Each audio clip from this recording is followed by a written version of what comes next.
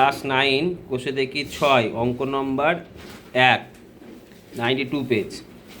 প্রমাণ করি যে একটি সামুদ্রিকে কর্ণদ্বয় দৈর্ঘ্য সমান হলে সামুদ্রিকটি একটি আয়তক্ষেত্র হবে। তাহলে আমার কি বলেছে, একটা সামুদ্রিক, তাহলে লিখবে কি প্রদত্ততে বই যার লেখা আছে এবিসির একটি সামুদ্রিক যার এসি সমান বিডি, তাই তো? প্রদত্ত লিখবে, যা লিখবে এবিসির একটি কি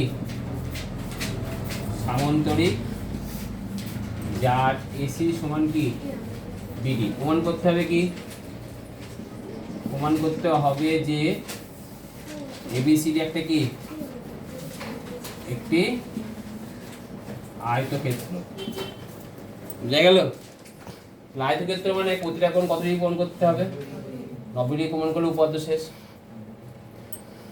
তাহলে প্রমাণ, ত্রিভুজ এ বি ডি ও ত্রিভুজ এ বি সি এর 1 নম্বর দেখো এই কর্ণদ্বয় দৈর্ঘ্য সমান বলেছে। তাহলে ত্রিভুজ এ বি ডি এর আমি বিডি সমান এসি লিখতে পারি প্রদত্ত অনুযায়ী, লেখা যাবে। 2 নম্বর দেখো এ বি সাধারণ বাহু লেখা যেতে পারে, হ্যাঁ। আর 3 নম্বর দেখো এডি সমান বিসি লেখা যেতে পারে, এটা প্রদত্ত অনুযায়ী তো, হ্যাঁ কি রে? তাহলে ত্রিভুজ অর্থাৎ ত্রিভুজ এ বি ডি সর্বসম ত্রিভুজ এ বি সি লেখা যেতে পারে।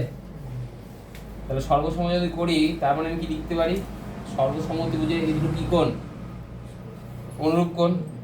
অতএব কোণ অফ ডি এ বি সমান কোণ অফ এ বি সি। এখানে ব্যাখ্যাটা কি লিখবে, সর্বসম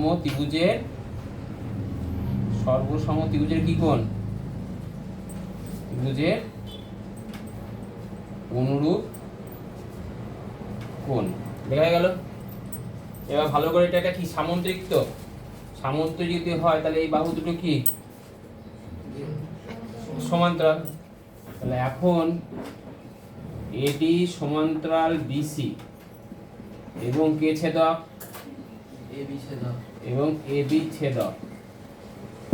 অতএব কোণ of D A B plus কোণ অফ এ বি সি কত ডিগ্রি? 180 ডিগ্রি।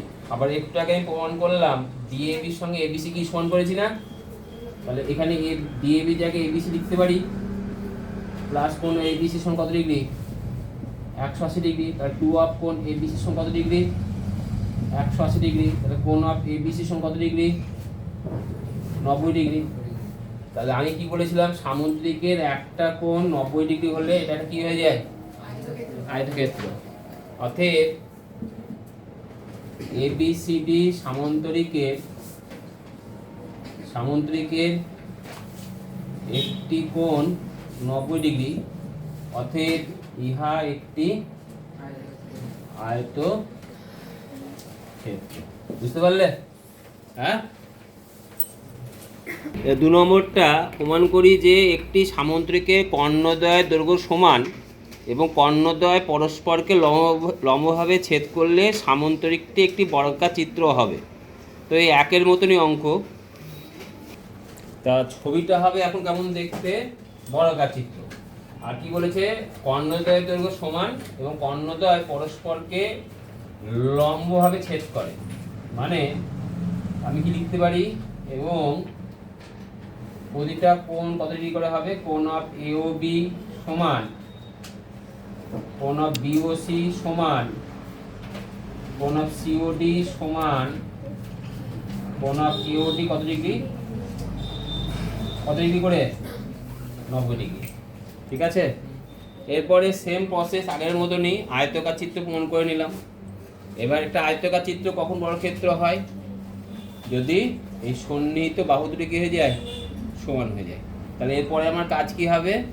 এই দুটো বাহুকে সমান করা। তাহলে প্রথম কাজ হচ্ছে আমার আয়তক্ষেত্র প্রমাণ করা, সেটা করে ফেলেছি। আর 2 নম্বর কাজ কি করা হবে? এই সন্নিহিত বাহু দুটো কি করা? সমান করা। এবার আমি কি নেব, ত্রিভুজ এ ও ডি এবং ত্রিভুজ এ ও বি এর, ভালো করে তাকাও, দেখো এই প্রতিটা কোণ কত ডিগ্রি করে, 90 ডিগ্রি করে। তাহলে 1 নম্বর কোণ অফ এ ও ডি সমান লিখতে পারি কোণ অফ কি এ ও বি, প্রদত্ত অনুযায়ী লেখা যাবে। হ্যাঁ, 2 নম্বর হচ্ছে এ ও সাধারণ বাহু হয়েছে। এবার 3 নম্বর দেখো, এবার দেখো বিও সমান, আমি আগে লিখেছি এ ও ডি, তার মানে 3 নম্বর লিখতে পারি ওডি সমান ওবি। কেন বলো দেখিনি?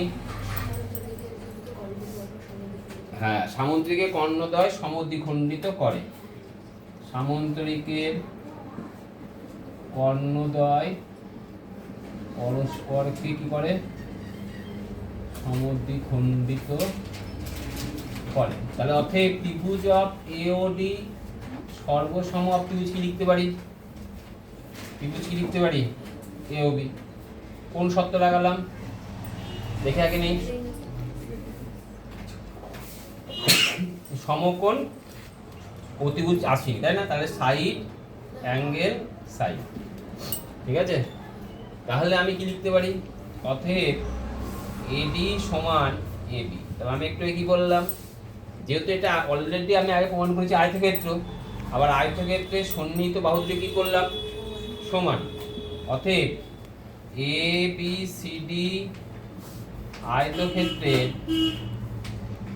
আয়তক্ষেত্রের এডি সমান কি এবি, অতএব এ বি সি ডি একটি কি একটা বর্গ ক্ষেত্র। ক্লিয়ার হয়েছে? বুঝতে পারলে? 2 নম্বর অঙ্ক হয়ে গেল।